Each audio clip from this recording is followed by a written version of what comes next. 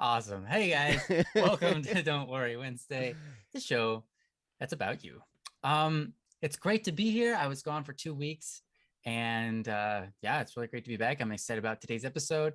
Um, I know that Katie and Steve filled in for me. Mm-hmm. So thank you so much to those guys. They did great. I Mm-hmm. got to catch a little bit of both of them, so that was great. Um, but yeah, I'm just glad to be here. I'm glad to be back. And I hope you guys didn't miss me too much. We missed you. So just not too much. I don't want you guys feeling, I don't want you to feel bad. We'll learn to aim better, and then we won't miss. Okay. Yeah, get higher dex. Higher dex. Pump more stats into your dexterity Yes, next time. something Mm-hmm. Yeah. like that. Yeah. Maybe you go to the gym and practice shooting with your bows. They do that at gyms, right? Archery? Yeah. I don't know. No. Not any gym I've ever although been at. I've no, never done although archery pulling in a that gym before. pulling that bow back, so you can get some pretty heavy ones, like they're 100, 200, 300 pounds, I think, even 270 or something. You can. Yeah, nuts. Yeah. I can't do those ones, You could not get hurt even. with those. Yeah, definitely. You could hurt. Could you? You could hurt something with those too. And you could definitely hurt something with those. Yes, definitely both of those. Awesome. Well, welcome to Don't Worry Wednesday. How are you guys doing in the chat? You guys having a good day? Having a good time? Having a good week? How about you, Joe? How are you doing? I'm fabulous. How are you? Fantastic. Mm-hmm. Princess, how are you doing? I'm doing pretty well. Thanks for asking. Oh, you're welcome. Um, yeah, so I'm gonna tell you guys what this show is. This is Don't Worry Wednesday show where we talk about issues and topics that are on your guys' plate. Sometimes life just is a drag. Sometimes you're bored out of your mind and you don't know how to solve it. Sometimes you've got family issues and you don't know how to solve it. Sometimes you get death and you don't know what to do, how to stop feeling bad or what to make of it, you know? There's all sorts of different things that happen in life. Life is not meant to be an easy road. That's evident by how difficult and uneasy it can be at times. Mm-hmm. So we thank you all for making it here this evening, and I'm looking forward towards a good episode. If you want to have a topic that we can talk about, just put it in the chat, and put in the chat. You can send it to our emails at dww@bss.studio, or you can put it on the forums, which is provided in the link Princess gave. You could even message us on Discord. And we should be able to get your stuff going. If you want to remain anonymous, the email is probably the best way to do it. Mm-hmm. But just let us know that you want to be anonymous. Otherwise, we'll have to ask, and that'll be weird to do live because then you'll have to reveal yourself to tell us. And that'll be fun. That'll be fun. Did you want to be Anyways, anonymous? Yeah. yeah. What's your name? Okay. Yeah, the ginger root. Are you in the chat? Yeah. Yeah, you're in the chat. All right. Did you want to be anonymous for this topic? Ruined it. But anyways, yeah. So cool. Yeah. Just to let you know, we aren't professional psychologists, psychiatrists, or police officers, or anything like that. So what we're saying is basically just from a friend's kind of point of view, someone who's been through some things and can maybe give some pointers and some tips. A lot of times you guys know how to solve your own problems. It's just having a different perspective can encourage you to get moving on it. Or sometimes you don't know how to solve your problem. You're just looking for that new idea. Either way, we appreciate that you guys are here, willing to chip into the chat and help each other out. This community is awesome for doing that, and also Mm-hmm. help us out Mm-hmm. while we do that. So, yeah, cool. That's out of the way. I did it. You did it. Longest intro I'm ever. excited. I'm excited to see Princess. You updated my name, my Discord name. Oh, Please Yeah. tell me you didn't update it again. No, I did not. I'm keeping it that. Thank you. That I'm gonna keep it that for a long, long Pleb time. 6992. Yeah, I'm pleb. I Pleb. might even change my name to pleb on this show. Yeah, you could. Static and pleb. Static.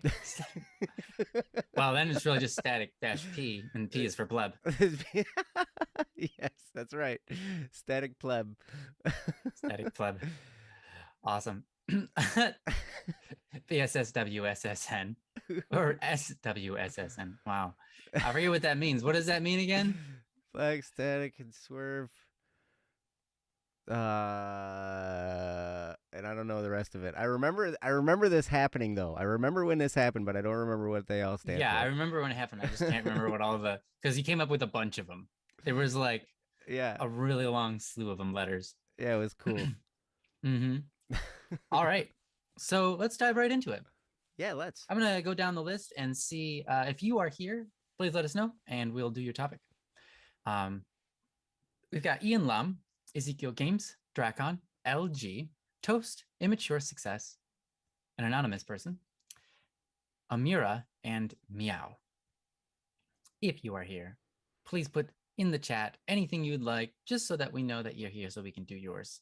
If we don't have anybody, we could pick from one of the old ones. We could. I know Otherwise, what. I have one. Oh, that I you could have come one? up with. Yeah. Oh. Okay. But let's see if people are here first. Yes. Yeah. Black Static and Swerve serves wisdom on science says no. That's right. Oh, that's right. That's right. Science says no. Science says no. Science says no. The Book of Joe. What? Did you remember the Book of Joe? I do You had remember the Book yeah. of Joe. Yep, the Book of Joe. Yeah. The Book of Joe says science says no. Says science says no. Was that in the Book of Joe? I don't think it was, must but I have just been. added it for you. Everything's in the Book of Joe. Everything. Yeah. Everything that matters. Everything that matters is in the Book of Joe. Yeah. Yeah. Well, it looks like we don't have anybody here. So, Princess, if you want to give us a topic, that sounds awesome. Yeah. If it's okay with the chat waiting like one more minute while I finish typing out. Oh yeah, Okay. we can talk amongst ourselves. You Ourselves. got this. Yes, I we're think good at that, aren't we, talk- Ryan? Just give me a minute or two think and so. I'll have it wrapped up. Oh, we're kind of good at it. Sometimes we don't English very well. English. Yeah. English is dumb. English is dumb. I find incongruencies within English language all the time, Yeah. just like on a daily basis. Yeah. Or just, I before E except after C. That's not and a right. neighbor and way, and I'll Yeah. all throughout May. All you always throughout be wrong May, no matter but what you say. May is not spelled MEIGH. It is if it's your name, May. and they put a GH at the end. Yeah, that's true. I wasn't expecting the GH there. MEI is a name, May. Oh, is it? Mm-hmm. Oh, cool. Yeah. Mm-hmm. I just figure when there's an E and an I, there should be a GH after it. Yeah. Well, tell that to May if you find her. That's pretty great. Well, Like way? neighbor, Is it and like way. way and Yeah, neigh- like yeah. neighbor and way. You know, yeah, GH. Yeah. What Now, what is the kind of GH way? for? What kind of way? WH way or WE way? WE. No. WEIGH. Yeah, WEIGH. Yeah. Way. T. Wait. If you ever see a GH, you got to put a T at the end of it, though, right? Oh, maybe. Yeah. Maybe. Hey, Wait. Jono's here. Raka's here. Baka's here. Hey, welcome, guys. Nice to see you all. Yeah. Jono, it's been a while since I got to talk to you, Jono. I hope you're doing well. Can you put in a last-minute request? Yeah, what's your request? You can request anything you want. And we can deny anything we want. We can approve or deny your request. Uh-huh. Hey, you're having the time of your life at uni. Awesome. Oh, that's awesome. I'm so glad to hear that. Yeah. Okay. Oh, well, that's rough. Oh boy. Oh boy. Oh, man, that's a bad fall. Okay, so Wait, they've been You're a texting you gymnast from the too? hospital. I didn't realize you were a gymnast. Me neither. Oh, she's broken her back. Broken her back. Jeez. Prayers or good thoughts and advice. Advice. That's interesting. Advice for someone who's got a broken back. Listen to the doctors. Do what your doctor tells you. I would say. Man, oh man. And yes, absolutely. We will keep her in prayers for Mhm. sure. I would direct it towards Stephanie, but she's not here today to give medical advice. Oh yes. Because yeah, she volunteered to help with that, but she's not here today. So, Mm. Oh well. it's a bummer. Yeah. Yeah, honestly, here's the thing. We know from it's not scientific because it's not a matter exactly of science. But anyways, people have a faster recovery if they have friends or loved ones that share that sort of love and hope and that sort of thing. So make sure you respond to those messages. Make sure you go out of your way to send her hopeful messages and help her out in that way. You know, there's not much you can do in the medical field if you're not a medic. But as a friend, you can do a whole lot to help their brain get on track for helping them recover. Whether that even just be listening to their doctors and doing what their doctor's saying because they feel more invigorated by your kindness, or the fact that when we are in a good attitude, our bodies tend to work better. If we're stressed out, that can actually just create more physical problems rather than help solve them. So do your best to relieve stress and help her out wherever you can. I would second all of that because that will play a role, and it's tough. I mean, my brother broke his back when he was, oh man, I think he was in 5th grade. He was just like 10 years old or something. He fell off this big old playset thing. He broke some of his vertebrae, and he had a body cast and everything. But I mean, it was just like from the waist to from his waist up to his chest, right? And man, that was a long summer, long hot summer for him because he was in that body cast and he couldn't really do much of anything. It's so hard. Like I can imagine going stir crazy, because you can't do much of anything, especially if you're used to being active and being a gymnast and all that kind of stuff. I mean, that would be hard. crazy. So yeah, I mean, I would say, my default advice for everything is, do some exercise. I don't know if that's appropriate here. You're going to have to talk to your doctor. Her doctors would be giving her those regimens. Yes. Yes. But one of the things that I've learned through having different injuries and watching other people that have gone through surgeries and had injuries and all this kind of stuff, one of the hardest things to do is to stick with your physical therapy route, like the stuff that you do with a physical therapist as you're recovering. Do not skimp on that stuff because it's easy to not do it. They'll give you stuff, they'll do stuff there, and then they'll be like, okay, and here's some exercises for you to do at home this week until we meet again, right? And I would say be extra vigilant on whatever they are asking you to do in physical therapy because that is going to help you recover. There's a reason they do that. And it's painful, yes. I don't know, PT, physical therapy. My mom called it pain and torture. Because it kind of does it can be painful. They're like, does this hurt? And they stretch it, and you're like, yes. You'd be like, yeah, that hurts even if I didn't have a broken back. What are you doing back there? Exactly. Of course that hurts.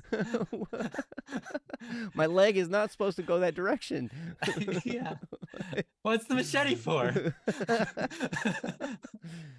Yep. But there were a lot of different things there. And so, yeah, all those different exercises that you will do as in your recovery, that's just going to help you recover that much faster and that much better, too. You'll be a lot stronger as a result. I've known a lot of people who just didn't do it. they would, they're like, I don't Oh want to yeah. do this stuff. I'm not going to do this. Yeah. That's stupid. I did it there and I'm not going to. And you know what? Lo and behold, a year later, they're back in for the same thing because they didn't strengthen that area enough and they injured it again. Right. Hmm. And That so, happens a lot. yeah, that's super important. But yeah, follow the advice of all the doctors. And I love what you were getting at, Ryan, about have friends around you. Make sure that you're reaching out. If any of her friends are listening, reach out to her. Hmm. Maybe take some extra time and do that. Reach out, on the phone or on Discord or on whatever messaging thing you use, and keep those encouraging words going because when you're stuck, you can't do anything, and you're just there with your thoughts and you're trying to bide your time reading books or watching movies or playing video games or whatever you can do, it can get kind of lonely. Hmm. And Can I Yeah. also say yeah, some words when you wrap I up? just absolutely. have one thing I want to say is on that topic. Tell your friends to do the same thing. Jono, if you know her friends, make sure that they know that they need to be reaching out to her Hmm. from time to time. But yeah, go ahead, princess. Princess. The other thing is if she is also at uni like you are, and I have had it where a friend has had a major life changing event and schoolwork becomes very difficult Yeah. when you're in pain Mm-hmm. of any kind. But physical pain is definitely very much up there, especially if it's the back. So there might be things that might not be necessary, but would be helpful of either, making sure someone is taking good notes or seeing, obviously, she'll have some help with people doing that sort of thing as well. But being there to help support her in likely her inability to actually physically go to classes would probably be helpful too. And just, having that sort of things and her friends doing the same, where even if they, are able to hang out, even if it's online, doing homework together, like the study buddy system, like, even if it's just encouraging her to have time to spend with somebody doing schoolwork so it's not all just by yourself, Mm-hmm. that can be very powerful for some people. Again, maybe it's not her cup of tea, so figure out what would actually help her. But having support in studies when you're going through tough times unexpectedly is very important, I find. Yeah. Very true. Thanks, princess. I would agree. Um, I would yeah, concur. I You. will make sure that I keep them in my prayers, Jono. So thank you for bringing it up. Mm-hmm. Me as well. Cool. Um, yeah. So I know that was a urgent topic. Did anyone else have anything else they wanted to add? Princess, you included. Mm. Oh no, no need to be sorry, Jono. Yeah. I would say, if there are, if you find yourself, um, this is for her. If you find yourself mentally kind of going a little crazy, don't hesitate to reach out to a therapist in that regard. Or a Because school counselor or anything like that. yep, a school counselor, somebody you can talk to, and there's a lot of telehealth stuff out there now. After COVID, telehealth really became a big thing. I mean, that's how I see my therapist is through. Mhm. I've never met my therapist in person. It's always just on a Zoom call or whatever it is. It's not Zoom, it's whatever they use. You know, but yeah, and it's been really, really, really helpful. And when you're going through a time like that, when you're recovering and you might be alone, your brain might do some crazy weird stuff, and it's good to have a professional that can help you sort through some of that stuff and give you some ideas on how to work with it. I know that in my therapy sessions, I've learned a lot about different things that I can do and why certain things happen and how to handle it and how to reprogram myself to, have a better frame of mind about a lot of these things. So, because that will be a danger. I would imagine, for someone who's athletic, who's active, and then all of a sudden incapacitated, can't do anything. depression is a danger. And so I would say it would don't don't hesitate to reach out to a therapist who can help you with that stuff, because I know the battle to recover physically is going to be long and it's going to be hard with a broken back, and it's going to, you're going to go through kind of a painful time, with physical therapy and recovery and all that stuff. And your mind is going to have a lot of opportunities to play games with you, and to have those thoughts sorted out well by a professional would be very, very helpful. So, and I'm sure there are plenty around your area that you'd be able to reach out to. So, yeah, that's what I would say. Very good. Well, thank you so much, Jono. Thanks for the impromptu topic, but it's very good, and I'm glad that we got the chance to talk about it. As I said before, I'll keep them in my prayer, and hope everything goes well for them. That's definitely not fun. No. I've never broken a bone in my body, but from what I hear, it isn't a fun scenario ever. It's painful. For anyone. It's quite painful. So, yeah, and especially the back, which is really where you get, everything goes through the back because of the nervous system. Right. Now, she's not paralyzed or anything, right? She's still got full... That's my question.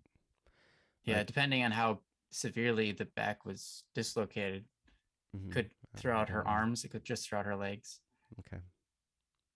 I don't know. Don't know. Okay. All right. Well, she's definitely in our thoughts and prayers. And yeah, hopefully, her doctors are very good. Immediately after the fall, she could still wiggle her toes, but she was warned not to move at all. That's, probably a good advice. Don't move. You don't want to, damage something else. That's why it's amazing how, when EMTs come and they brace everything and stabilize you so you can't move, and it's like, so to keep you all right there, until they can get you in and get pictures taken so they can see what's going on. That's great though. Because like when you break an object, like anything, you're just like, okay, hold it very carefully and tightly and just move it over here, because I don't want any of these pieces to fall out. Speaking of such, the other thing, which I'm sure she'll want to do, but if when they finally decide to allow her to move, to see what she can move and what she can't move, depending on what it is, make sure that she reports anything, even if like they do a test, because my sister hurt her hand on glass and it actually severed the tendon in her thumb so that she couldn't bend it. But the thing is my sister's very special. She can have her thumb be completely straight and touch it over to the other side towards her pinky. Like if you were to fold your thumb over towards that, most people have to bend it like Joe, but my sister can keep it completely straight and touch that point. So they didn't realize that it was broken. So they weren't able to actually fix it in time to save the tendon. They had to do some other things, and she's physically forever impaired with that. So not saying that that's going to be the case or anything, because I don't know anything. But again, if you notice that there is something that doesn't seem to move right, it's okay to mention that over and over again till they get the point, even if they like do something and it seems like they think it's okay. If she notices a concern and it doesn't seem to be getting addressed, I would sincerely make sure that she continues to trying to make sure it gets addressed. That's not for now, and that may not even be your place. But that is something that I remember with my sister, and I remember with my dad almost too, where they didn't, if the nurse hadn't been like noticed something and hadn't actually taken action to be like, oh yeah, you're in the hospital next week so we can save your arm before it no longer is able to lift anything above 10 pounds. It's important that they really check everything, because when it comes to broken things, time is generally of the essence. Now, again, I know that's not your place, and don't let that freak you out too much, because again, she's probably well cared for. But again, it's just, if she says something or if anything like that, don't ever make it be like you're just overthinking it or whatever. It's okay to bring things up until someone actually reassures you, because well said.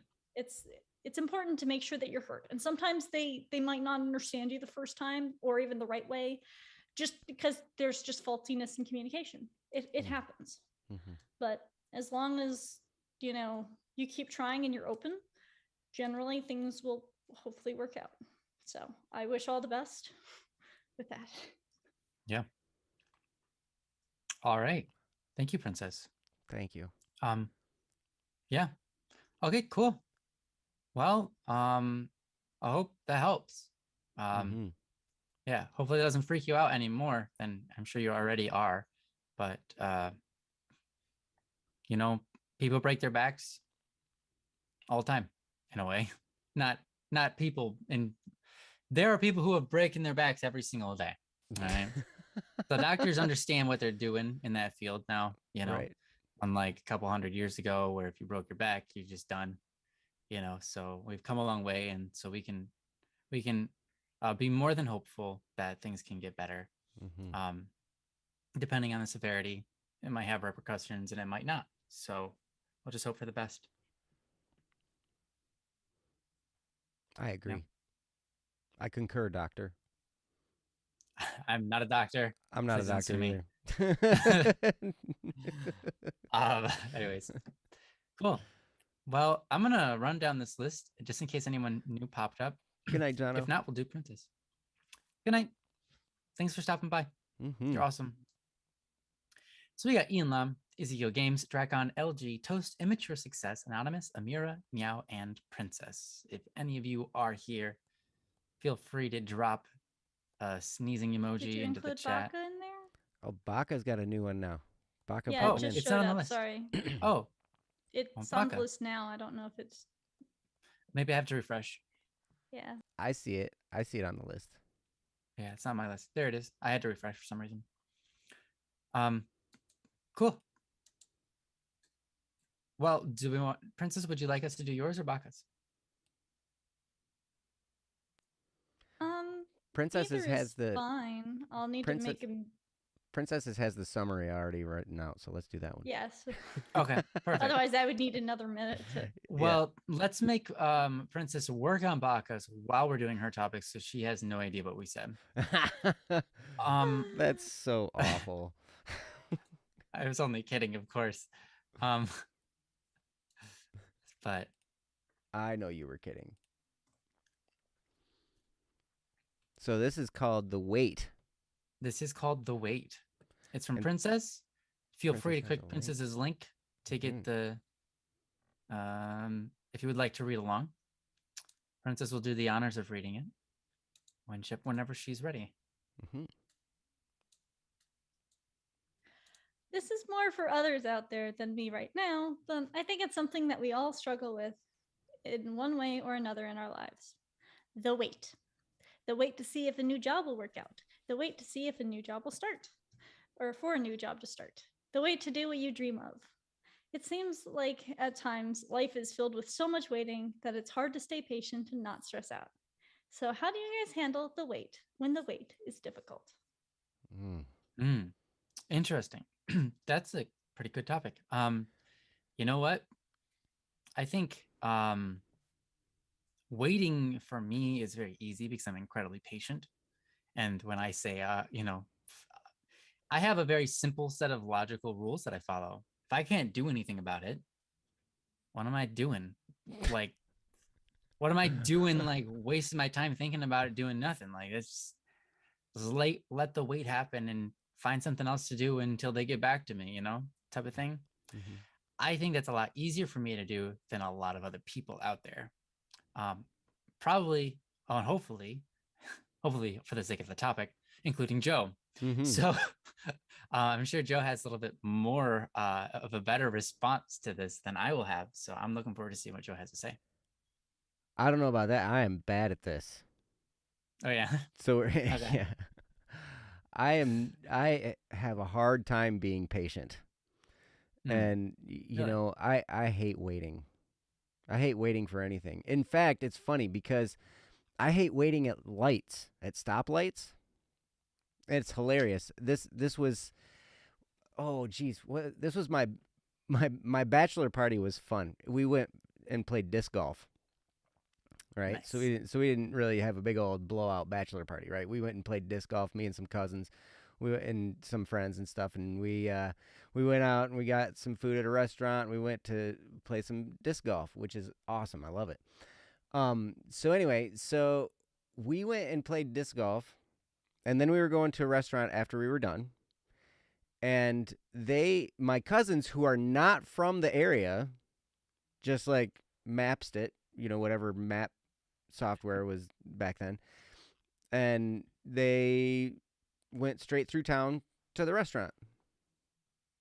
And I was like, forget that, man. I don't want to wait at lights. I'm taking the freeway because I can drive faster and I feel like I'm not waiting because I'm not waiting at the lights, right? They got there like 15 minutes before me. Yeah. We left at the same time because I drove all the way around, like on the freeway, right? Just to avoid the red lights. Just to avoid the lights. And they're like, well, we just went straight through town. We've been waiting here for you. It's like, oh, dang. I've had other times where that's happened. Direct through town is a lot faster, but I take the scenic route because I don't want to stop. I want to keep going. I don't know, this weird hang up I have about waiting. Standing in line at an amusement park for a roller coaster. That's half the fun. What? Sorry, that's definitely a joke. When you're out there baking in the sun, it's just like, oh yeah, I love it. And you're going, you're looking at the line. It can be fun if you make it fun. It is, yeah. Yeah. If you have the right You're people. right. You're right. Make If you're hanging out with the right folks, and all that kind of stuff. But I just want to get on the ride and do it, right? So I don't know. How do I be patient? I think Ryan's got a really good piece of advice there. And he's like, I just do something else. So if you can refocus on something else that you're not waiting on, that can be really helpful. It can keep you, it can keep you occupied while you wait. But here we have, waiting for a new job to start, the wait to do what you dream of, man, I understand. Because I've been waiting for a long time to do what I want to for a living. And it's like, now it's on the horizon, which is really cool. And, so it's exciting stuff. But I want to hear Ryan's story. All right. About when you had to stop doing inspections. Oh, great. Yeah, longest winter ever. Like I just said this. I love this story. You just heard it. I know. Love this story. It's such a good. It is. Yeah. Well, okay. So, before, so I used to do the job that Joe does now, and that's doing inspections, going around taking pictures of houses, etc. For mortgage companies and whatever.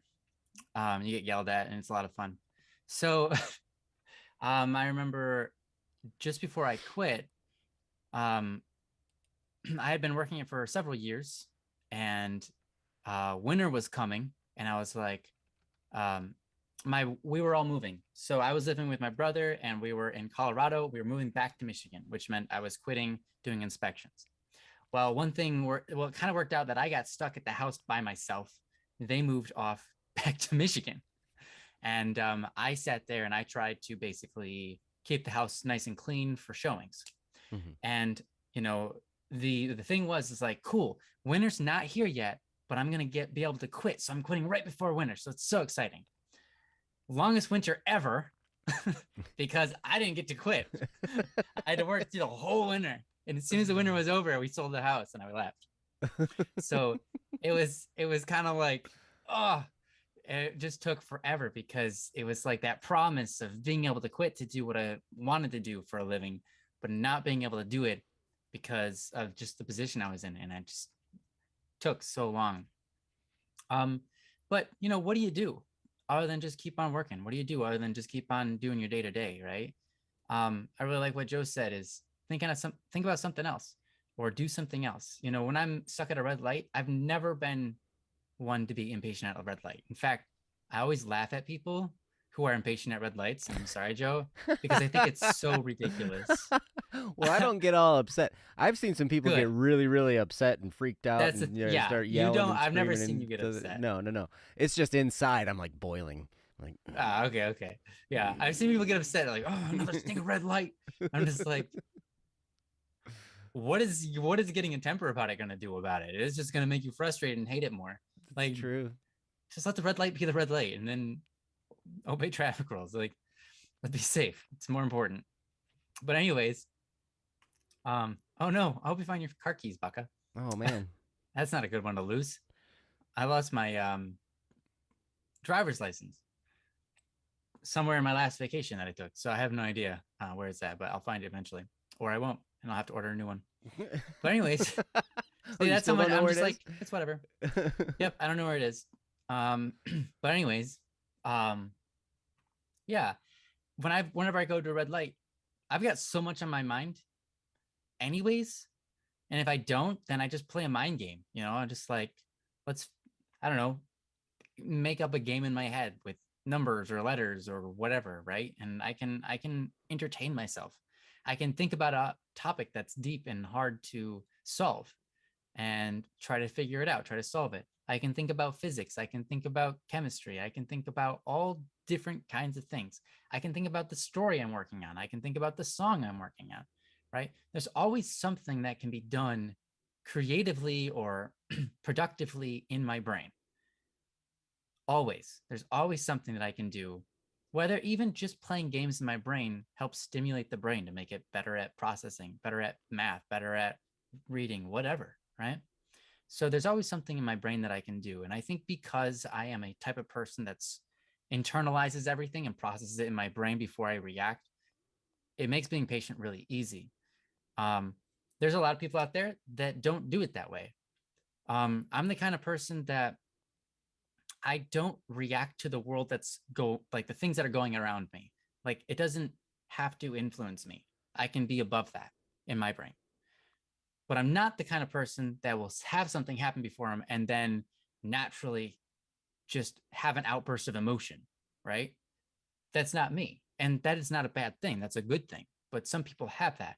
So when they're forced to wait because there's nothing going on in the outside world to stimulate them, I can imagine that being extremely difficult, right? Because they're just forced to sit there and wait. So no outward forces are being applied to them so that they can experience joy or experience a learning moment or experiencing whatever, right? And for them to turn the key, or, so to speak, to turn the switch onto brain mode, let's be interior and think about, how can I stimulate the moment through my brain rather than experiences that are happening on the outside? That even includes music, right? People listen to music for fun, but it's an outward force coming in, right? And that stimulates you. But can you create a force within inside yourself that stimulates you? I think if you can start to do that, it makes being patient a lot easier because you always have something to do. But some people are naturally inclined to that, and some people have to learn that skill, right? And that's what my point is. It's not that my advice is bad, but it's that I'm giving this advice from someone who has naturally been this way my whole life. And then saying it to people who don't naturally work that way, who wait for an outward force that applies to them for them to have a reaction, or for them to think about something, or for them to experience joy, right?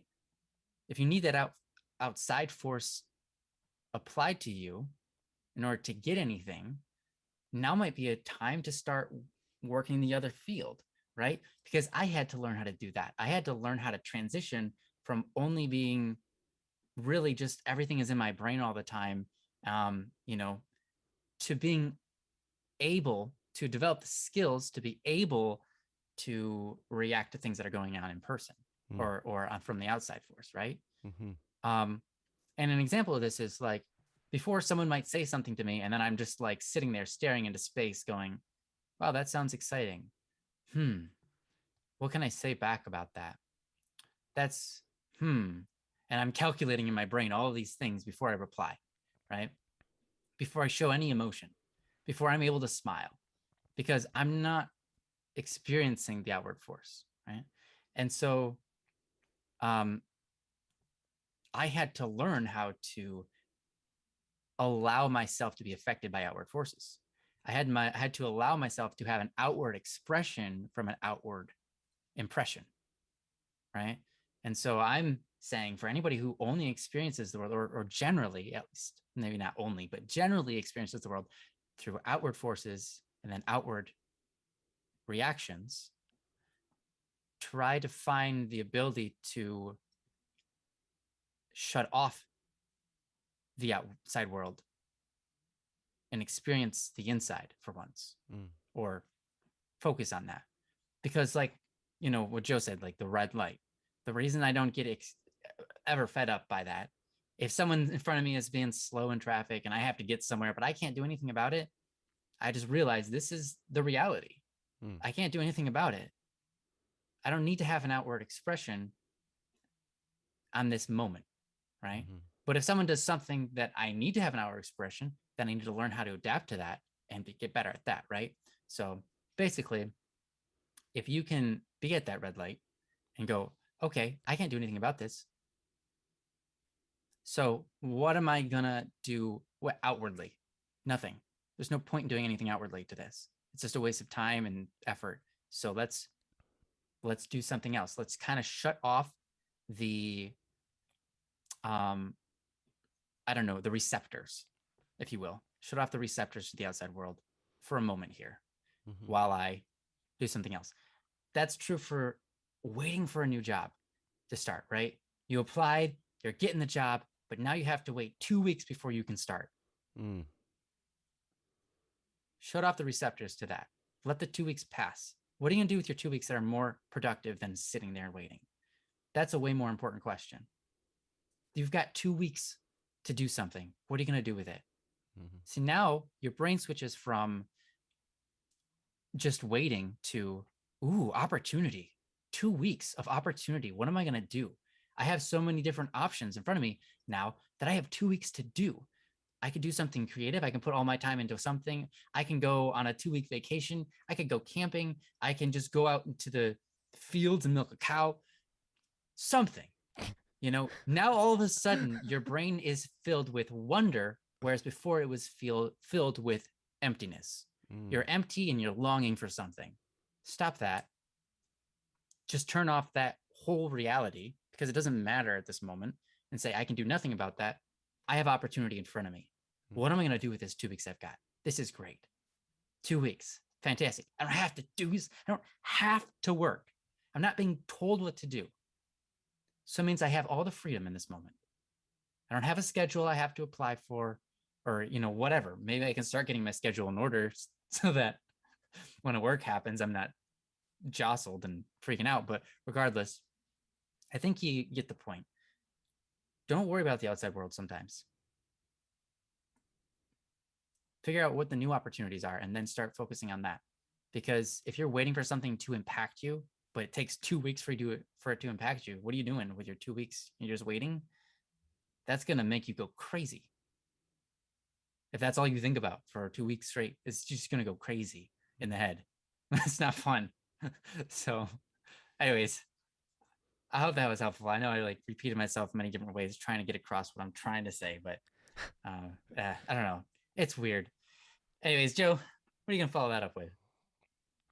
Sipping coffee? Sipping water, probably? It's water, yeah. It's water in a coffee cup, but it's just water. Anyway, I like what you were saying. One of the things that I pulled out of that I think is really great is I think one of the biggest problems with impatience is that we resist reality. Anytime we resist reality, it, freaks us out. Yeah, it freaks us out. Yeah, we get internally stirred and we're like, this doesn't line up with reality, and we don't like it. Our brains don't like it. Right. And we resist it. And so this is where, I used to talk about this guy all the time, Hal Elrod and the Miracle Morning, right?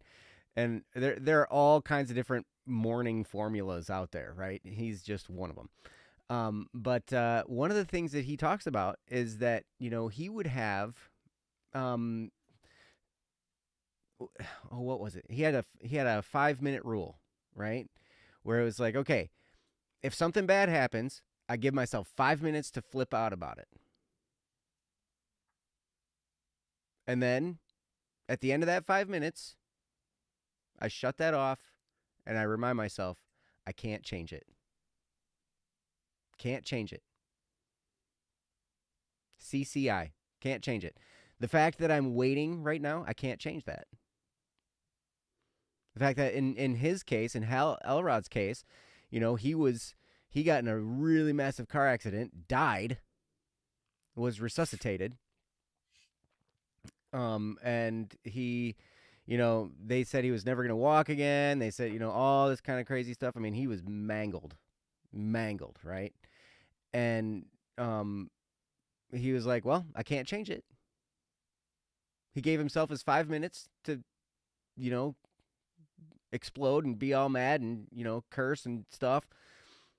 And then he was like, well, I can't change it. So what can I do now to make this better? And I love what you're talking about there, Ryan, because yes, what can I do to make this time better? There's so much. I mean, it's crazy. Our brains are so powerful, guys. Your brain is so powerful. You can lift the car if you want to with your brain. You can turn on the lights. Okay, I'm sorry. I don't want to be that guy. Just think real hard. Just think about it. That's Guys, great. you can do anything. You can do anything with your brain. You can set that car on fire with your brain. Okay, sorry. With your I mean, brain you can and with your imagination. That's how powerful Yeah, you your can do brain it. is. you can. But yes, our brains are so powerful. I don't remember who said this quote, but our brains are so powerful they can make a heaven out of hell and a hell out of heaven. We can. Mm-hmm. And I've done it to myself before, where my brain gets caught on some kind of detail or some kind of way of thinking, and it just drives me into the ground mentally. And all of a sudden I'm depressed and I'm anxious and I've got all kinds of stuff going on, whatever. And I don't have time to deal with this. I got stuff to do, right? And so it's like, oh my gosh, why am I dealing with this debilitating mental issue when I have all this other stuff to focus on, right? It's because my brain has taken over and it's resisting reality. And it's saying, this is the reality of the situation. This is the way you want it to be. And now you're upset about it, right? And that's really the case with being impatient. Mm-hmm. That's really all it is.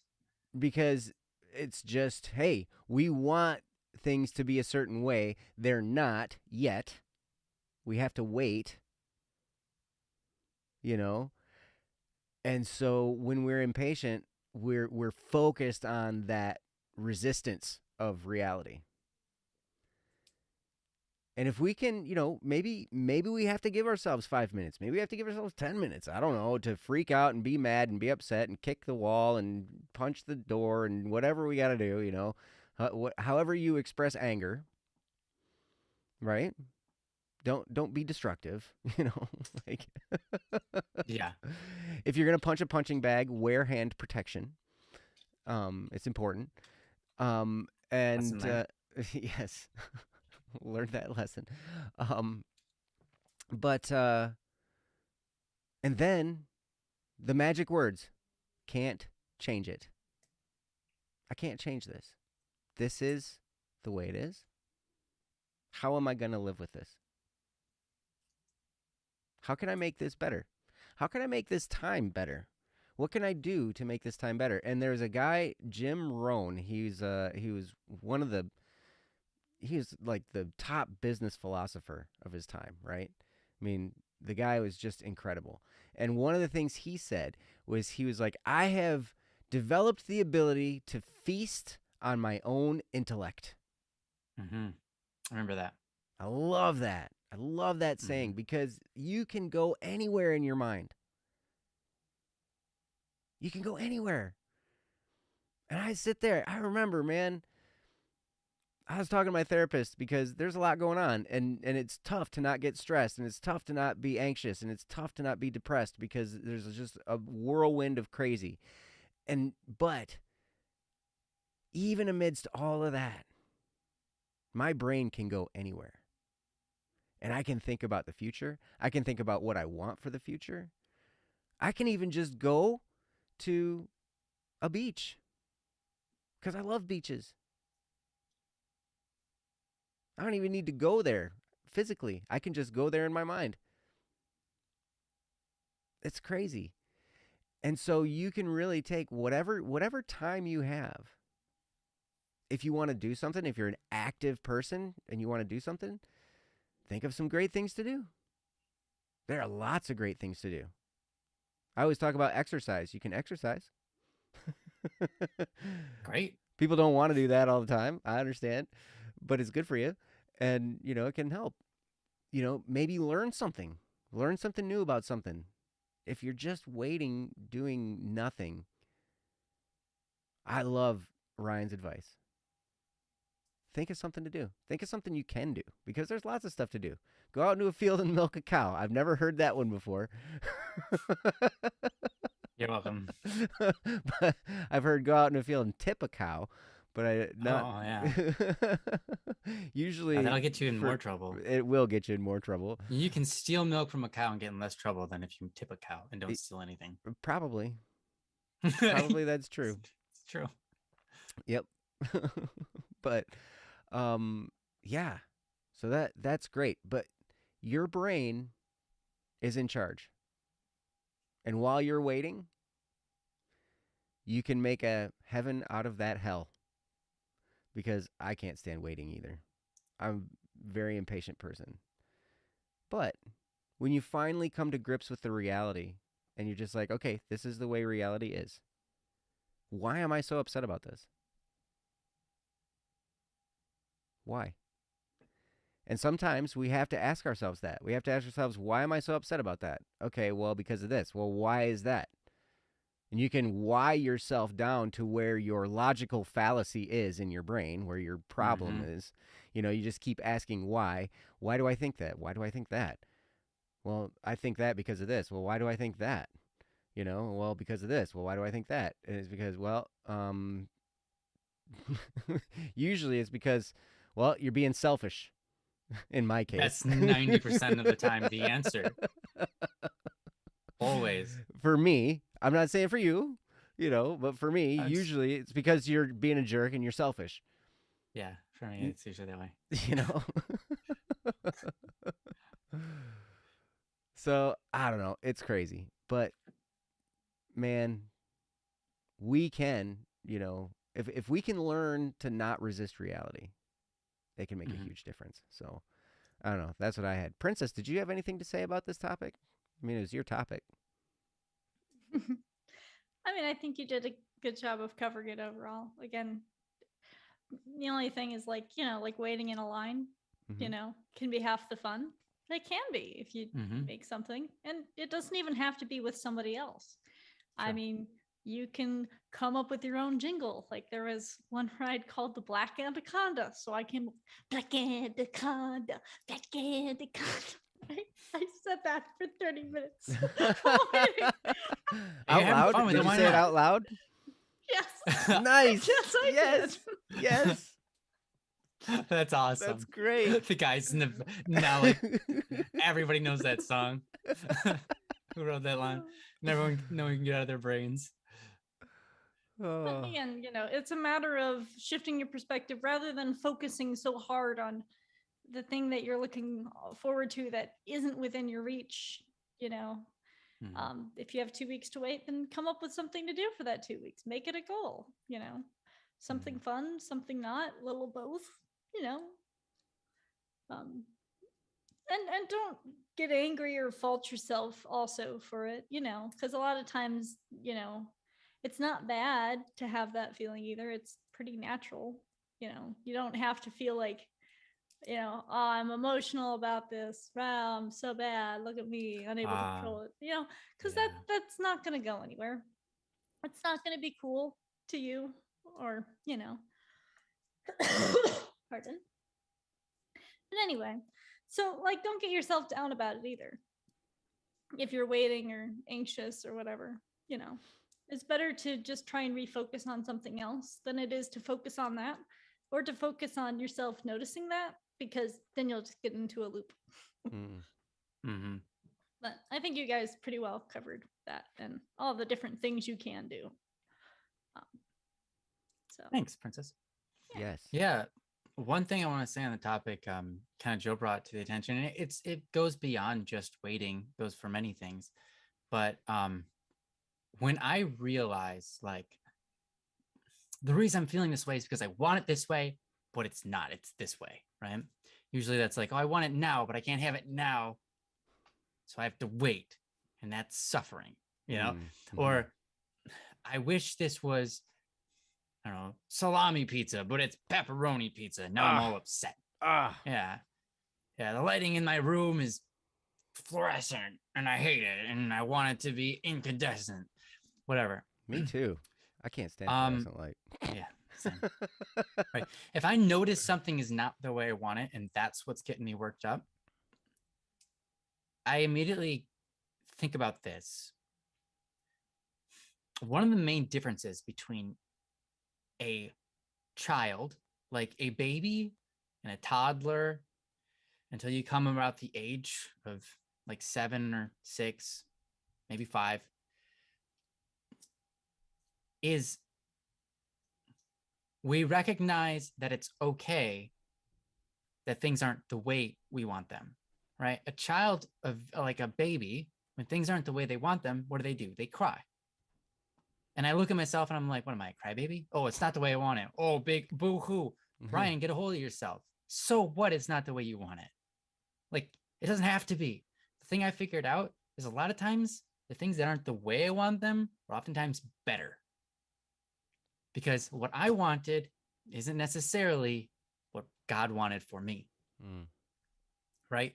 And if I can just accept reality, whatever comes, accept it and allow it to be what it is and make the best of that, it's way better than getting all worked up and emotional and crying about something that maybe it can change it. But is it worth it? A lot of times, no. It's pride or whatever that makes me want to change it. And it's just like a hassle I don't need to deal with. If I just let it be rather than making a big deal out of it, life goes smoother. I have more patience about everything because I'm not worried about changing everything I dislike.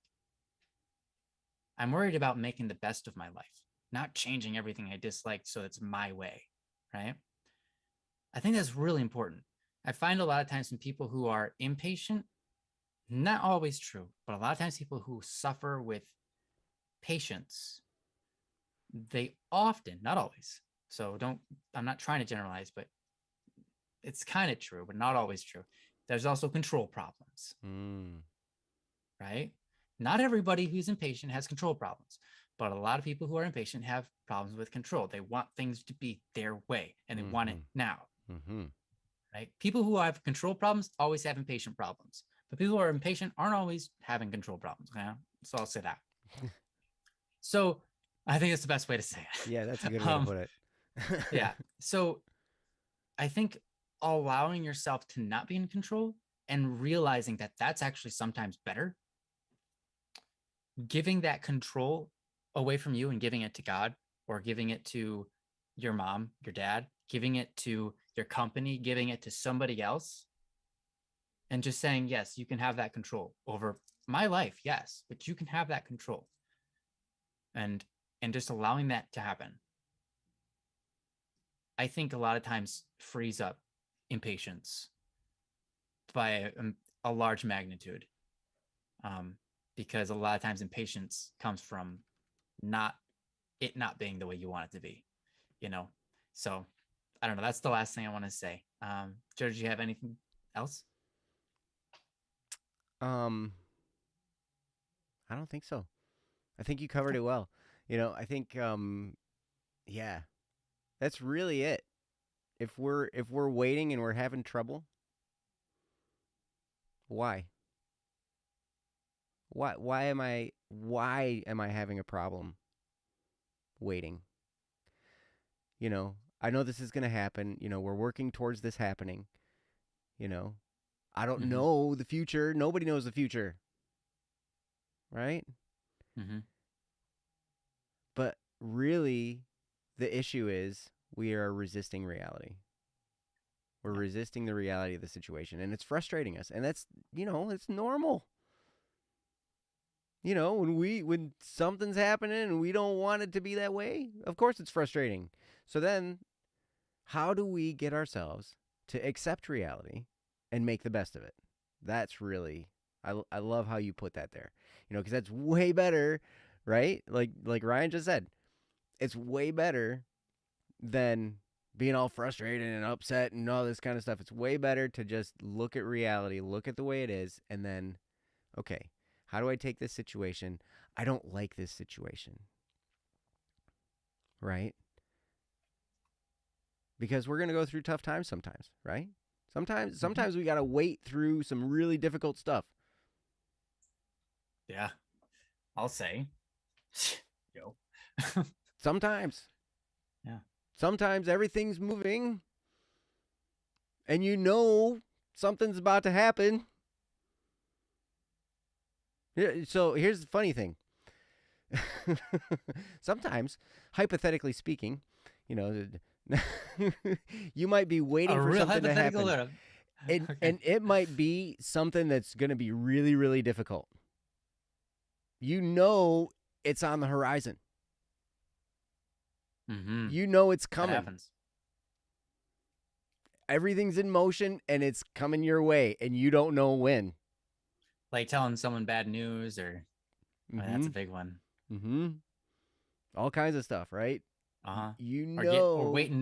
waiting for the cop to come up to you while you're sitting there and you've just been pulled over and you're like, oh, is he ever gonna get out of his car? Right. Yeah. It's like, am I going to get a warning or a ticket this time? Am I going to get a warning or a ticket? Yeah, I don't Oh, want jeez. Oh, man. Oh, man. $170 down the drain. Yep. Yep. It's pretty crazy. But yes, if we can if we can learn to look at reality as it is and just relax, be like, okay, this is the situation. How can I make it good? How can I improve it? Is there a way that I can improve it? And once you start thinking of that, of course there's going to be. Right? Like Princess made up a song about the ride she was going to ride on. Yeah. And I totally You forgot can what it plan was ahead. already. You can go, oh, cool. I got this dream. Well, start planning for it. Mm-hmm. Start planning actions. You can't do everything right now, but you can always think about it. Mm-hmm. You got a new job. How's your sleep schedule? How's your exercise? What can you do to start making sure that everything's in working order? There's all sorts of different stuff. Mm-hmm. I had to slap myself mentally the other day. Yesterday. I do that too. Yesterday. All I the had to time. be like, what? Because I was so focused on this thing that was a real problem for me. Right? And it was a real issue. And I'm so focused on it. And I sat there, I'm like, I have a bazillion different things I could think about. Why am I focused on this? I can't do anything about it. Mm-hmm. Right? There's so many different things I could think about that I could actually take action in the direction of those being improved. But this one thing that I'm focused on, I can't do anything about, and it's frustrating and it's hard, right? I had to slap myself in the brain. Mm-hmm. Took your imaginary hand and slapped your Yep. self-imagining. Stop it. So many times I have to course correct my brain and be like, just stop. Oh, yeah, all the time. Sometimes I have to say it out loud. Stop. Certain thought patterns just start rolling, and I have to be I have to have a physical stop in order to get my brain to stop it. But yeah. But anyway. The funny thing is you can do that, and you're like, whoa. You scare right? yourself. Yes. Stop. And you're like, Oh, Okay. okay, Okay. fine. All right. All right. All right, if you say so. If you're serious. Yeah, Yep. Absolutely. So yeah, awesome. that's what I got. Anyway. Well, thank you so much for the topic, Princess. We Hmm. appreciate it. We have time, so why don't we hop over to Baka's? Yeah. That is a good plan. Um, Baka, you're still here. You're the last person in the chat that put something. yeah, I'm gonna click. perfect. I'm gonna click Thanks, that link. Princess. Look at that link. Already got that link up. That's a beautiful link. Did you see They that? So, also added one. So oh, cool. Oh, we got a. Well, if you guys, Wow. huh? Who added what? Oh, Saule. Hey, cool. yeah, but we Thanks, can do Sala. Bacchus because obviously it's turn order. Yeah. Thank you so much, Baka. And thank you, Samuel. You're awesome. Hmm. Feel free to click the link if you want to read it along. This topic is from Baka. It's titled Stressing on Improvement. Mm. And Princess is going to read it for us. Many things I do feel like I don't put in my full effort or just that I've failed myself at it. I stress over these things, yet never actually get to everything. I've improved at bowling, but it's almost over. I feel like I'm causing unnecessary stress and panic. How do I get my bearings and improve things I need to improve? From Baka. Yeah. Like you said, many things you do.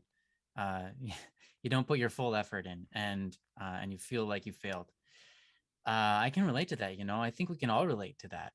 All of us experience that from time to time, maybe even on a daily basis, because we all have jobs to do, and certain jobs, they require a certain amount from us, but maybe we're just like off in space. Our brains that day were just like thinking about something. It wasn't even important. It was like maybe that nacho dinner you want from Hardee's or whatever.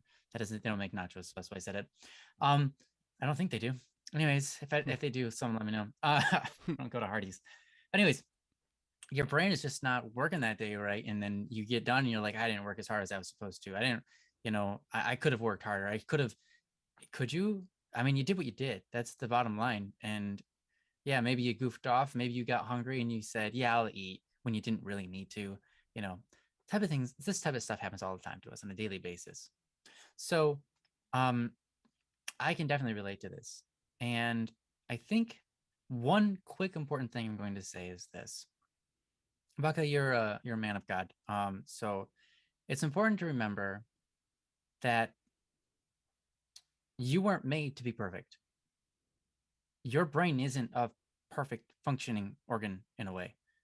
It's not capable of doing everything. You're a certain person with certain talents, and you just can't be perfect. So accept that. You just have to accept that reality. There's one thing that God said when He made you. There's two things He said when He made you.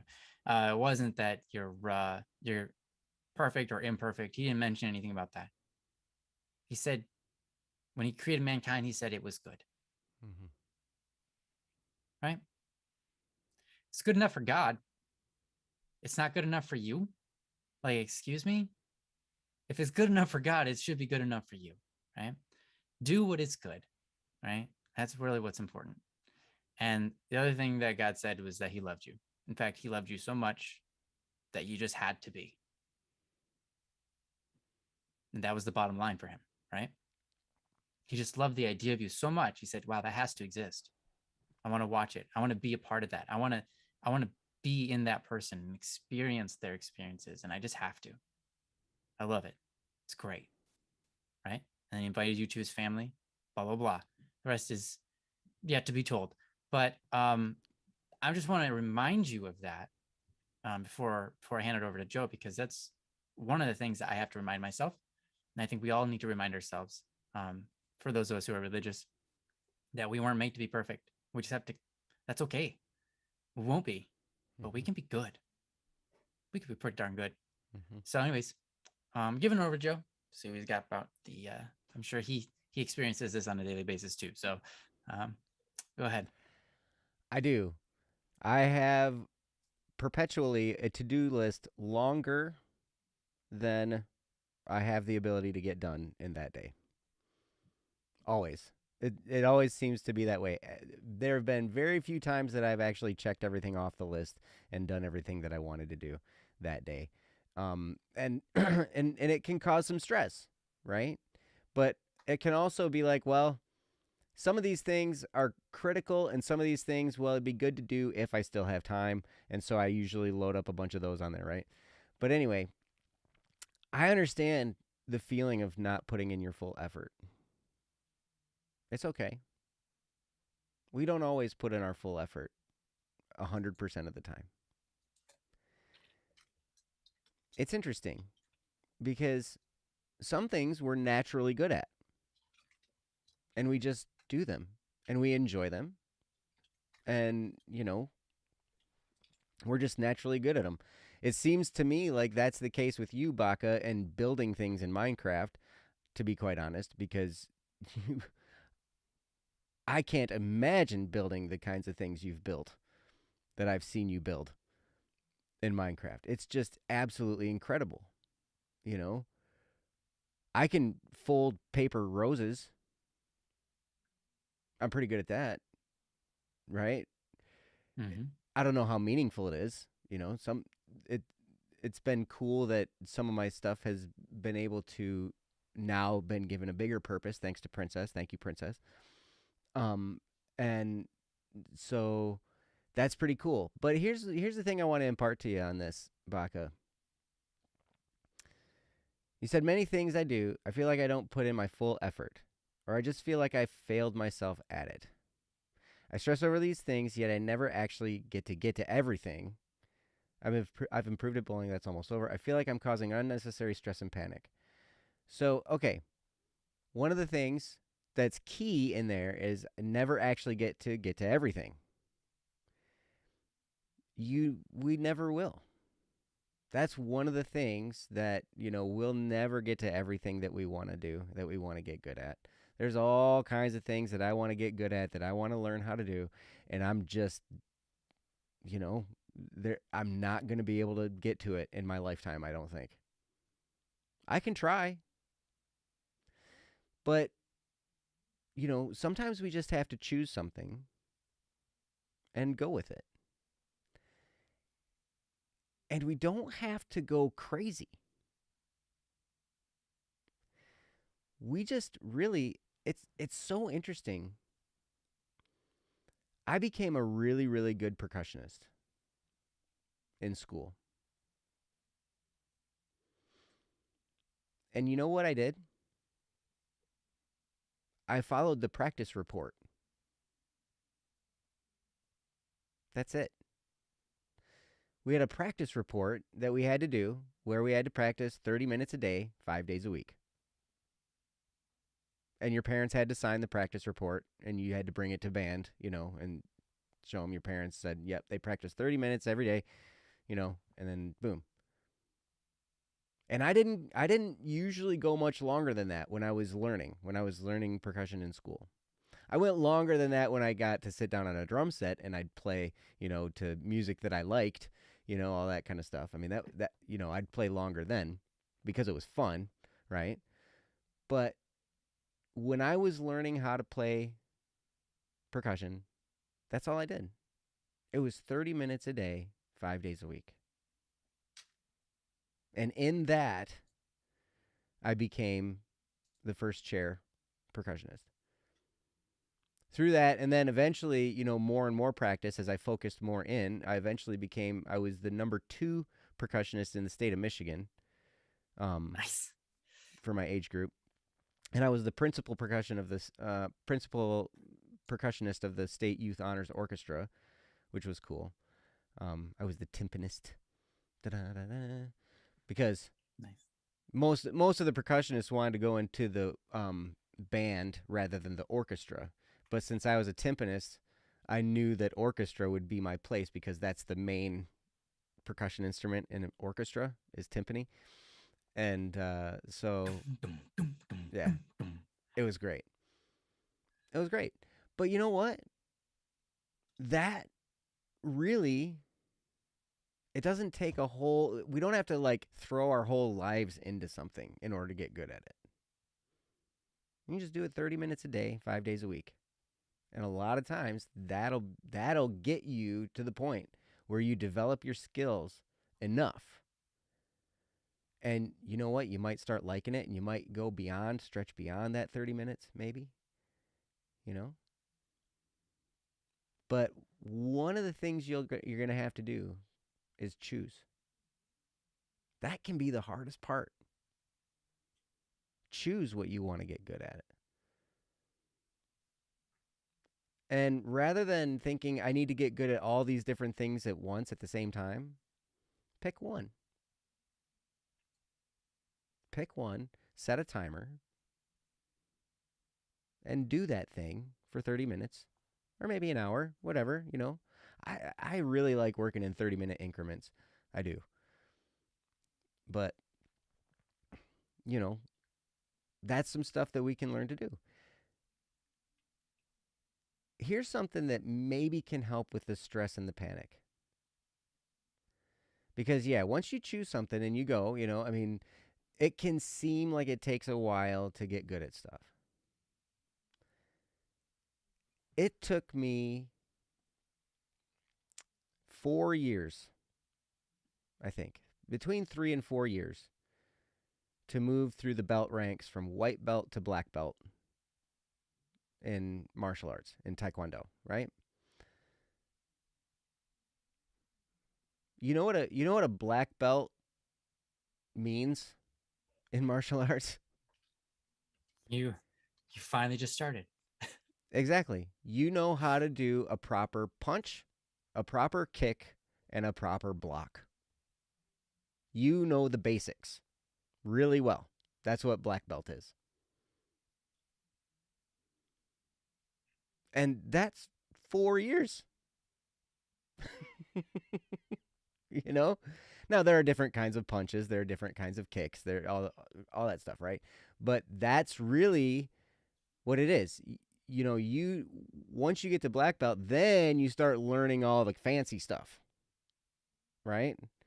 But all that whole process to your first degree black belt is the basics.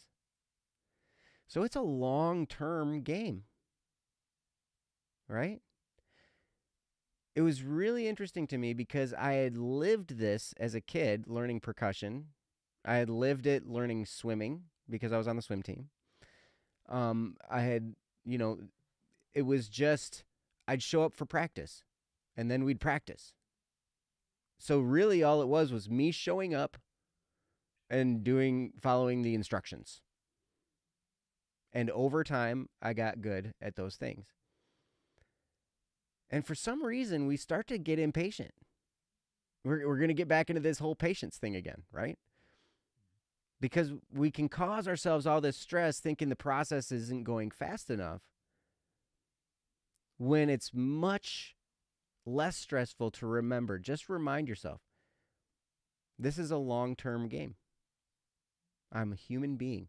These things take time to develop. They take time and practice. And sometimes injuries. You might break your toe. I broke my toe.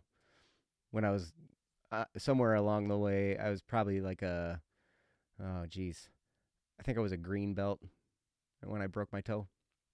I don't know. So that's like halfway. Yeah. So you know, that's your lesson right there. You want to get better at doing dishes, break your toe halfway through. Break your toe. You want to get better at reading, break your toe. Mm-hmm. Yep. But I mean, look at school. It takes a long time. You know? It does. So try and think long term in whatever it is you're doing. And if you can make it fun, even better. So, I don't know. Hopefully some of that's helping. I'm going to turn it over to Ryan. Ryan, take it away. Sure. Yeah, I think what you're saying is really important. I can only say a little bit more about it because you did such a great job. It's as we get older, we get more impatient. And I think that's, people say, your time moves differently as you get older. Everything seems faster, blah, blah, blah. But if it seems faster, I mean, that does seem true. How come in learning something, seems ultimately so much slower. The truth is passion. When we're children, we have much of a more our wonder, our sense of wonder is so much larger, right? Mhm. When we grow up, we learn things, and our sense of wonder decreases because we know things more and more. Now, as we grow up, we find our passions, we find those little niches where we're like, oh, there's more and more and more. I could dig forever in this and just learn, and it's great. But everything else outside of that is just a drag. It just takes forever to learn anything in those areas because you don't have that sense of wonder. You're not doing it on a daily basis. The only reason you're good at learning in a certain field is because you're doing it, right? You're involved with it, right? And so, we have these things. You said, I feel like I'm causing myself unnecessary stress and panic. How do I get my bearings and improve the things I need to improve? Well, this is really hard, but rekindle your sense of wonder. Hmm. Rekindle your sense of wonder about whatever it is you need to learn. Mm-hmm. Because if you can have that sense of wonder, that wanting, that desire to dig deeper, that like I wonder what happens next, or what if, those type of things. That's why it is easy for children to learn and harder for adults to learn, because our wonder, we don't kindle it. So I think it's important to kindle that sense of wonder. How do you do that? It can be really hard. Sometimes it's just getting involved and finding out that new piece of information, that new nugget that stimulates that feeling of, oh, I just learned something. Whoa, this is so cool. I didn't know that. And then you really start to dig in more, right? I'm sure you've experienced that. I know I've experienced that. I know Joe's experienced that. We've all probably experienced that, where you uncover some kind of new knowledge about something. You're like, whoa, what can I do with this? Or like, oh, there must be more to this. I need to know the next step here, right? And so sometimes you rekindle wonder by just forcing yourself to dig in and look for that piece of nugget that really just kind of gets you going. Another thing that helps rekindle wonder is, now this is a hard one, but put away outside entertainment. Hmm. If you are being entertained by outward forces, what that does is it trains your mind to rely on the outside forces to experience wonder. Hmm. But the things you're trying to learn, things you're trying to improve, they're an act from you outwards, not an outwards act upon you. And so when it comes to those things, if your mind has been programmed day in and day out to just receive, it can be very difficult to give effort into something so that you can feel like joy and wonder about it. If you're bored, your brain starts going, oh, I wonder what can I do? What can I do with my time? I'm so bored, right? If you've gotten a lot of entertainment, your brain's going to go, oh, I know what I need to do. I'm bored. It's obvious. YouTube, watch.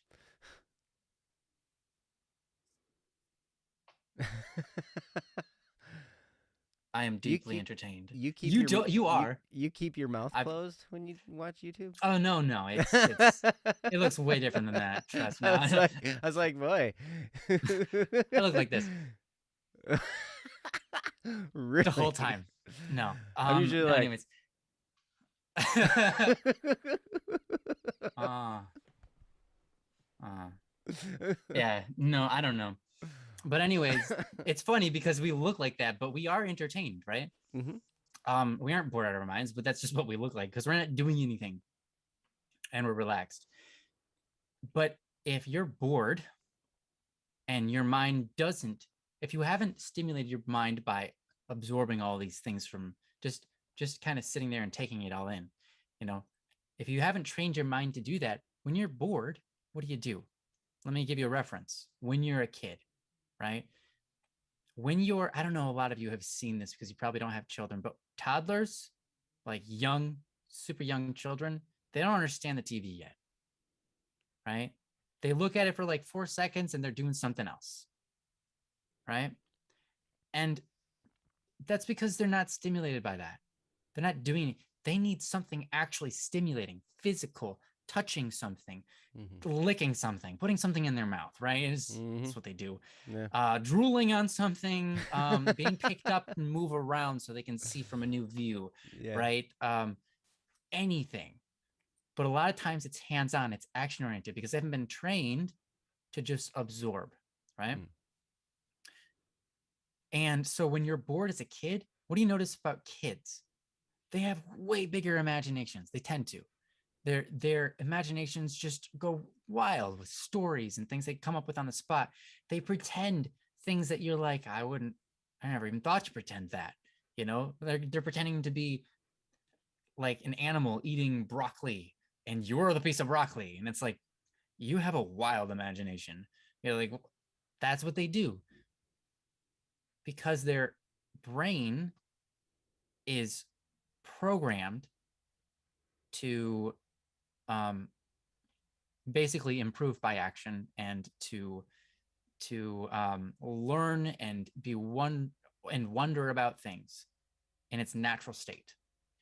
But as we grow older, we consume so much that our natural state becomes, through habit, just sit there and consume. So I know I said that many times, but my point is crucial.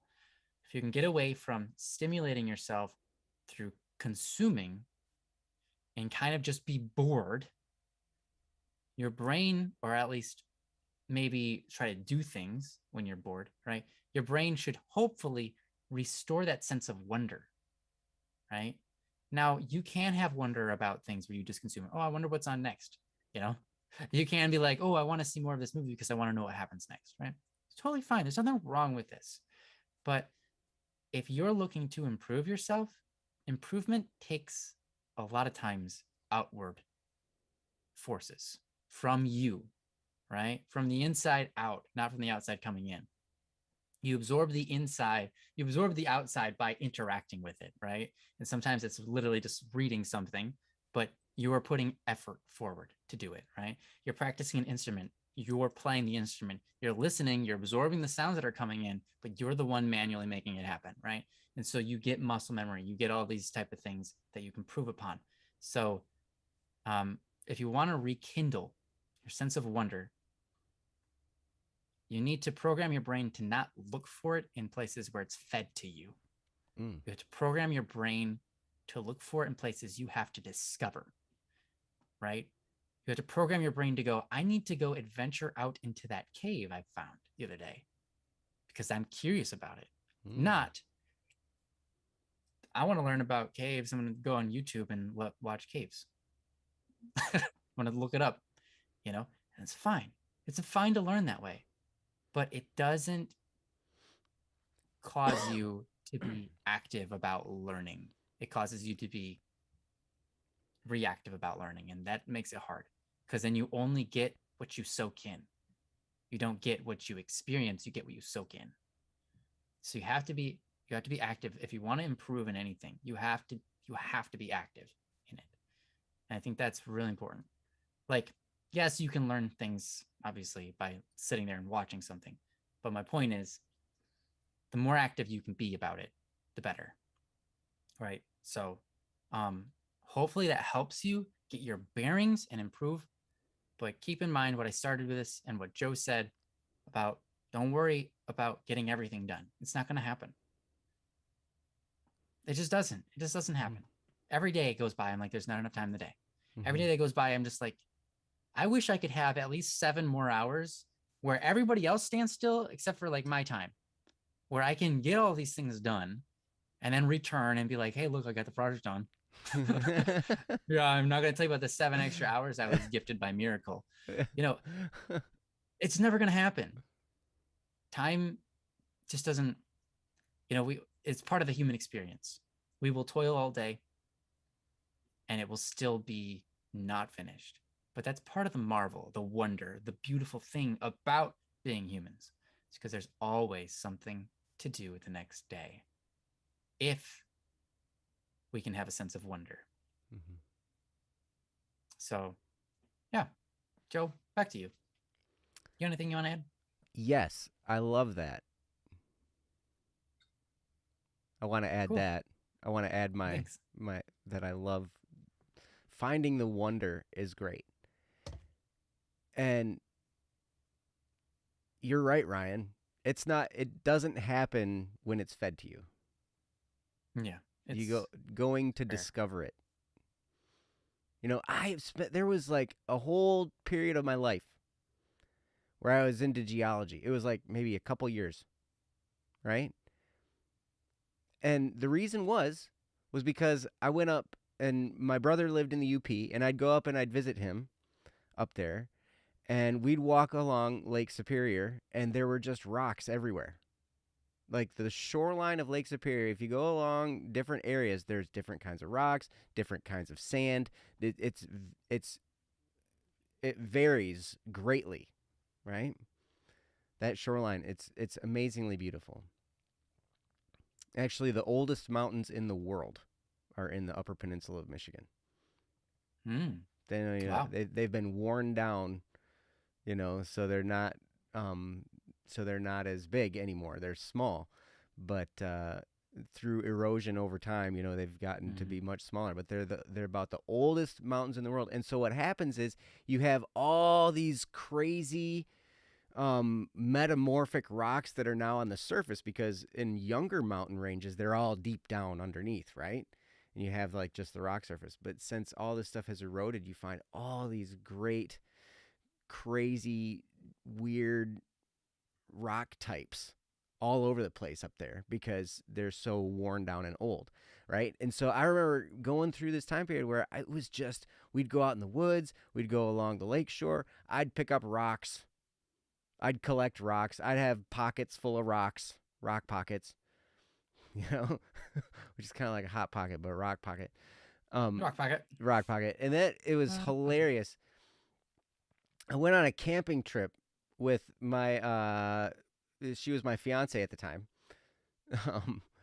And she was so frustrated with me because we went on this camping trip and I had to go and get a bottle of sand from every beach. Like every different beach. And so I have all these bottles of sand. And it was so frustrating for her because we'd have to go, we're driving along and we'd have to stop at this beach. Hey, here's a good beach. Let's go get some sand. Like, what are you doing? I seriously, so dumb. I had like 40 bottles of sand. That's awesome, dude. That's crazy. See that you're driving someone else. That's awesome. That rocks. Yeah, you literally have a box of rocks in your closet. That's awesome, right? Mm-hmm. And so okay, so what you're going to get into, you have that wonder, right? And you're doing it. But here's the thing. You said your first sentence really struck me. Many things I do, I feel like I don't put in my full effort, or I just feel like I failed myself at it. I want to invite you, Baka, and I want to invite everybody to find something that you can put your full effort into. We don't always do it. I don't always do it. I feel like I rarely do it almost. But I want to invite you to do it. But sometimes I do. I want to invite you to put in your full effort to something. You don't have to do it for a long period of time. But bring your whole self to bear and put your full effort into something. Because you know what happens? It's exhilarating. It is absolutely exhilarating. Mm-hmm. I had this happen to me Monday, where I was forced to put my full effort into something. This wasn't something I was choosing. There was a deadline that had to be made. I had legal documents that needed to be sent. And there was an urgency on this, and there were a lot of steps to take. One of these legal documents had to be notarized. So I had to actually find a notary somewhere. Always hard. Well, you get them at a public library or a bank, basically. If you need to find a notary, those are the places, right? But I had when I got wind that I had to do all this stuff, I had all these documents that I got sent to me to sign, and I had to read through them, and they're legal documents, so they're long. And I had to review them and then sign them and then send them back. And there was one document in there that had to get notarized, and I had like an hour and a half to get it all done. And so I brought my full self to bear on this really boring task. And you know what? When I was in the middle of it, I felt strong. I was fortunate enough to find something to get a little bit angry about.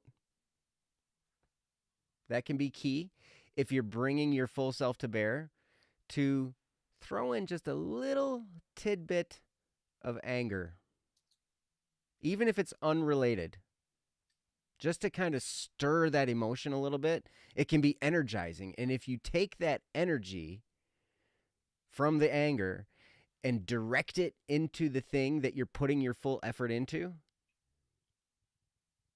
you feel like $1,000,000 when you get done.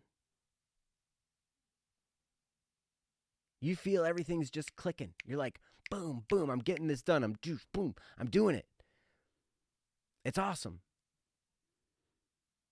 And you get the stuff in and you go, and man, and then sometimes you get fortunate enough. In my case, I was fortunate enough that there were other people working along with me, not with me like next to me, but we're all kind of collaborating on this. And it was like one person handed it to the next person, get it back to me, hand it to the next, and everything just kind of clicked, and everybody was kind of putting in everything they had at that time.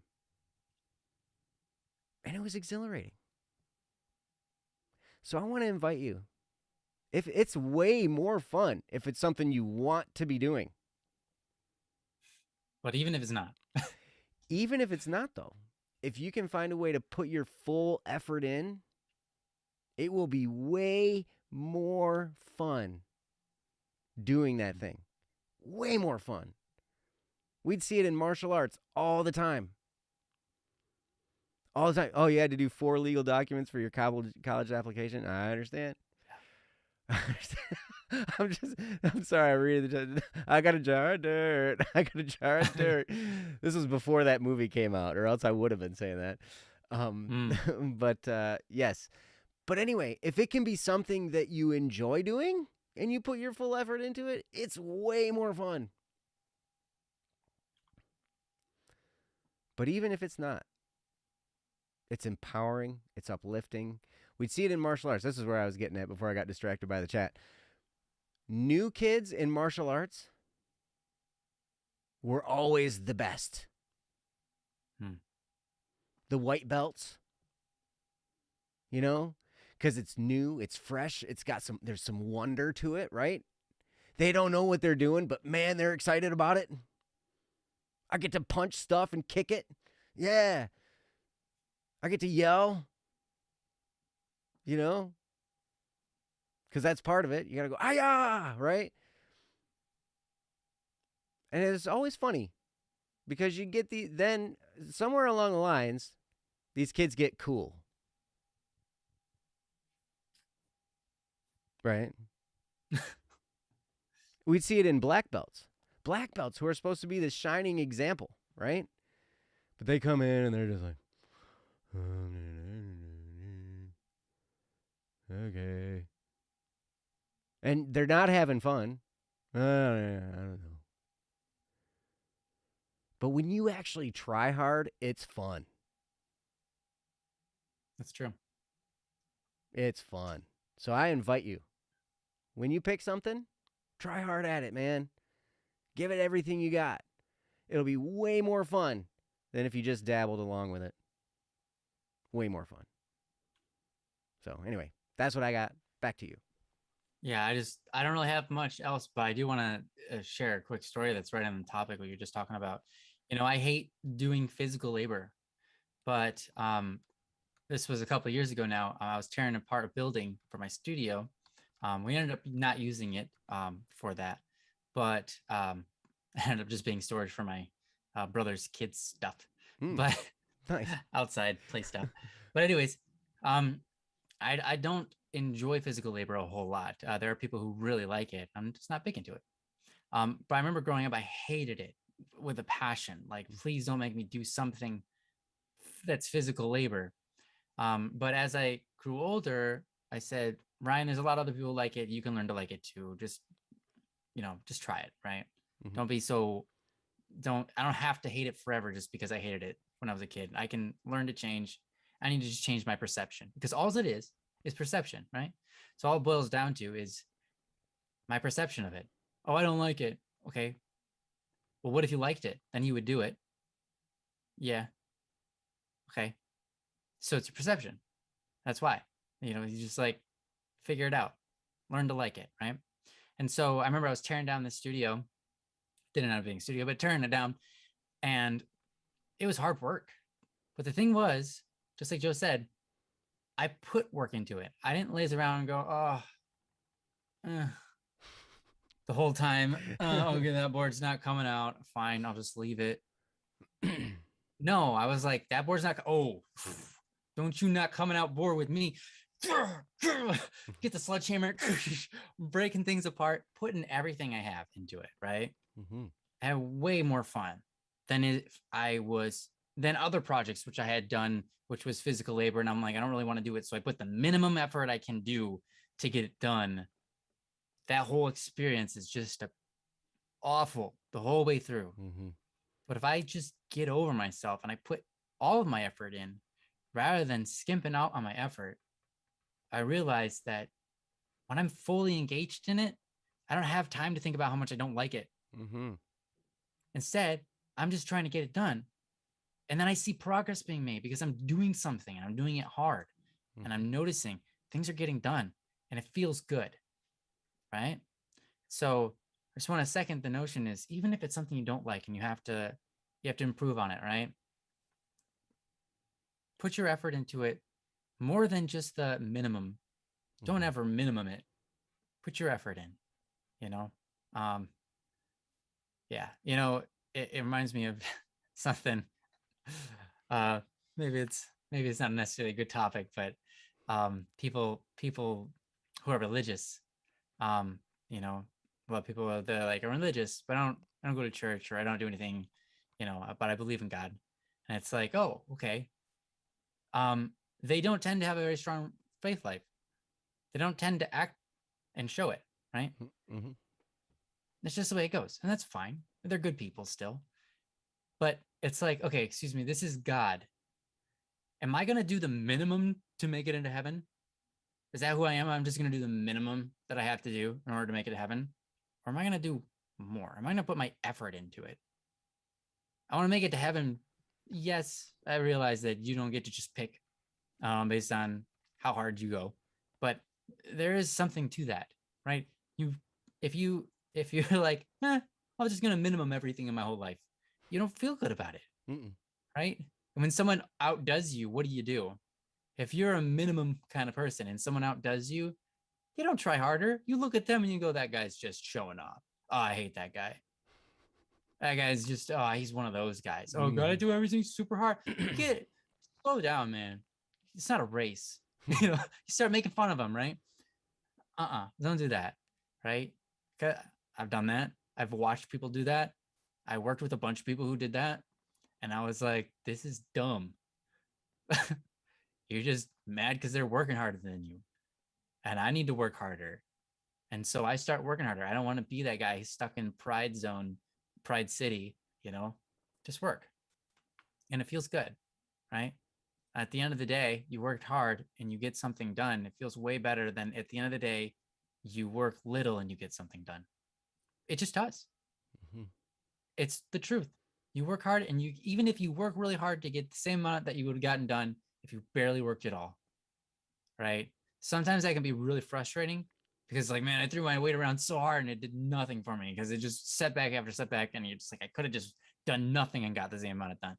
Sure, frustrating, but you feel good about yourself because you recognize that you didn't just go you didn't just try to minimize. You actually tried hard. And that is how we improve at anything, like the whole topic, right? You improve by trying, not by giving your minimum effort. Mm-hmm. If you give your minimum effort, don't expect to learn much. Right. Period. You're not gonna. Don't expect to improve much. So I think I really second what Joe was talking about. Find something just at least once to try it out that you can just really put your heart into, really try hard and make it work, and you'll find yourself going, okay, I need to do that. That felt good. I shouldn't minimize things. I should maximize my effort for maximum gain, not minimize my effort for minimum gain. It doesn't make sense. Why, Right. but we do that. Anyways. Right. Well, and it can be infectious too. Mhm. It can so rub much. off on other people. If you like, I remember Yeah. this in martial arts one time because there was a little bit of confusion in a belt test, and it was like time for sparring in the sparring section, right? And there was this kid, right? I don't remember how old he was. He was probably like 13, 12 or 13. And I got paired up with him. And so, but there was some confusion. I was like, is it my turn? Whatever, blah, blah, blah. I didn't know for sure. And this kid just looked up at me and he goes, "Come on!" I was like, all right, I guess we're sparring, right? It's like me and you. But like, it can awaken passion in you. It can awaken that vigor. There was a guy, there was a story, there's a movie actually called Invincible. It's a Disney movie. It's got Mark Wahlberg in it. It's about Vince Papale. He was the Philadelphia Eagles one year had open tryouts, public tryouts for the Really? team. Yep. Okay. So like all kinds of people come, like, watch the movie. It's good, right? It's a Disney movie. But so, and this guy, he's a bartender, and he was pretty athletic, and he ended up making it onto the professional football team. Wow. Right? Okay. And so here he is with all these seasoned professional athletes, and they're all the cool people, right? They're all like, hey, that's cool, whatever. Apparently, now, this part wasn't necessarily reflected all that much in the movie. There was a lot more drama in the movie. But from this guy's personality, he was so pumped to be on that team. He was just having a blast, right? He's just like, I'll go run into whoever, whatever. I'll go, give me the ball. I'll run it until somebody kills me, whatever. He's just out there, like, full of vigor.